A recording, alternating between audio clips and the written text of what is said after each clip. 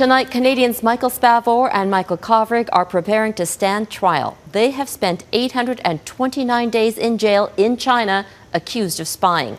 The two men were detained separately in December 2018. Their arrests are widely seen as retaliation for the arrest of Huawei executive Meng Wanzhou in British Columbia. Meng was arrested at the request of the United States, accused of violating American sanctions. But the two situations couldn't be more different. She's out on bail, living in a multi-million-dollar home in Vancouver, while the two Canadians have had limited contact with their families and the outside world for more than 2 years. Spavor will be in a Chinese court in a matter of hours. Kovrig's hearing is scheduled for Monday. As Abigail Bimman explains, the timing of the long-awaited trials is likely not a coincidence.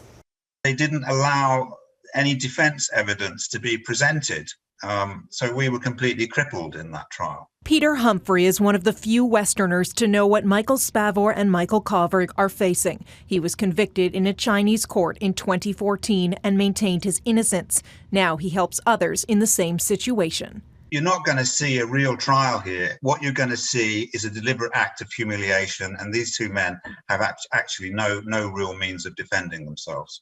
He expects a conviction. More than 99% of Chinese court cases end that way. Normally be a small number of people in the courtroom, family members, etc.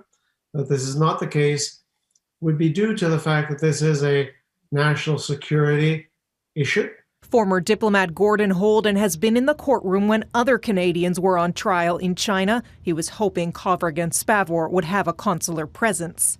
Global Affairs says despite several requests, Canadian officials have not received permission to attend the trials and remain deeply troubled by a lack of transparency. To be absolutely shut out of the court process is simply wrong. I do not believe that it's in accordance with the Vienna Convention on Consular Relations or of the Canada-China consular agreement. We should be prepared for the worst, but we shouldn't be so pessimistic to draw the conclusion in advance that they will receive guilty conviction. Lynette Ong is not jumping to conclusions because the case is so unusual and so political. She says the timing is odd, with China and the U.S. meeting in Alaska Thursday. Some believe the Chinese may be trying to use the case as a bargaining chip. The Americans are in a pretty tight spot. What are they going to do? Are they going to give in to what we call hostage negotiations? Or, on the other hand, are they going to do it because these are two lives at stake? Michael Spavor's family has largely stayed quiet at his request, but released a statement saying they now feel it necessary to call for his unconditional release, citing a belief in his innocence and a lack of transparency in his case. While Michael Kovrig's wife tells Global News learning about the looming trial is overwhelming to process, but she is continuing to focus on trying to bring him home. Abigail Bimman, Global News, Ottawa.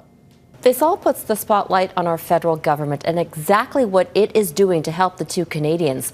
Let's bring in our chief political correspondent, David Akin. And David, I think a lot of Canadians are wondering, why doesn't Canada just trade Meng for the two Michaels? Well, in fact, a lot of former senior Liberals, John Manley, John McCallum, for example, a lot of former diplomats, they have also advocated just that, a trade. But Prime Minister Justin Trudeau has rejected the idea every time. Trudeau's point is the minute Canada agrees to such a deal is the minute a target goes on the back of every Canadian abroad. Every dodgy regime in the world would know if you want something from Canada, simply throw a local Canadian in jail. And second, even if Trudeau wanted to make that trade, there would be howls in this country that he'd be interfering in the independent Canadian judicial process now dealing with Meng's case. And of course, aside from showing that Canada was a nation of laws only if convenient, it would also be politically dangerous for Trudeau because remember, the Liberals took a big hit in the polls for alleged interfering in the SNC-Lavalin case, Robin.